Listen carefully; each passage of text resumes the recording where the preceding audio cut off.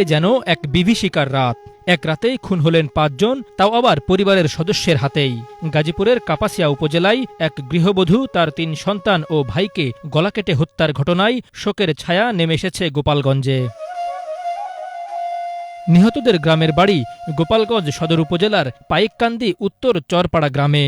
শনিবার ভোররাতে গাজীপুরের কাপাসিয়া উপজেলার রাউতকোনা এলাকায় এ হত্যাকাণ্ডের ঘটনা ঘটে। নিহতরা হলেন গৃহবধূ শারমিন আক্তার, তার ৩ সন্তান মিম, মারিয়া, ফারিয়া এবং তার ভাই রসুল হোসেন।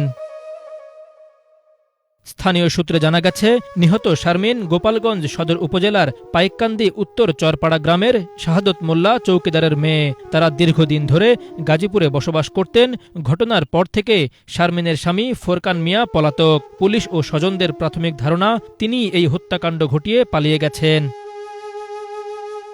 শনিবার সকালে ঘটনাটি জানাজানি হলে নিহতদের গ্রামের বাড়ি গোপালগঞ্জে শোকের মাতম নেমে আসে। স্বজন ও এলাকাবাসী এ ঘটনায় জড়িতদের দ্রুত গ্রেপ্তার ও দৃষ্টান্তমূলক শাস্তির দাবি জানিয়েছে। যে এরকম হুরকান বলে সকলের মারছে, মারি ফেলাইছে, তাই তুমি যে আছে ঢাকা গাজীপুর আরে সবাই জাতি ক সে আসে এদের কয় না, আর বাবা তবু আমার কয় না, তার বাবা আমার চাওয়াল আর মারা আর এক চাওয়াল ওই বাড়িটা চলে গেছে ঢাকা।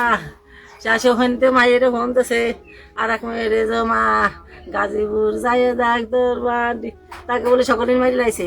আমার মাইয়ে কয় কি যে কি কমা এতগুলো মানুষের মারি লাই দিতে পারে।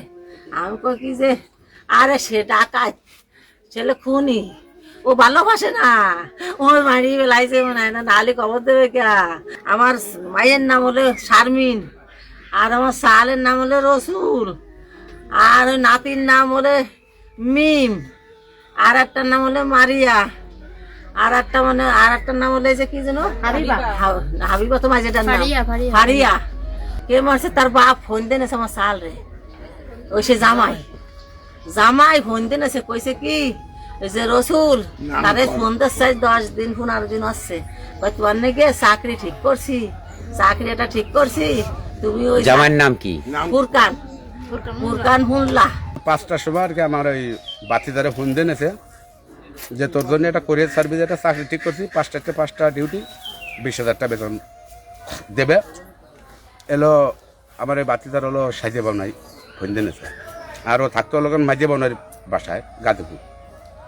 তাই গাজীপুরের চেয়ে ও কেছে কি যে আফা আমি যাচ্ছি ওকে বাসায়, ফুরকানকে বাসায়, তা ফুরকানকে বাসায় যাচ্ছি, যদি চাকরি আমার ঠিক হয় তাহলে আমি তোকে যাবো, আর যদি ঠিক না হয় তাহলে আমি আমার ডিউটি 8টার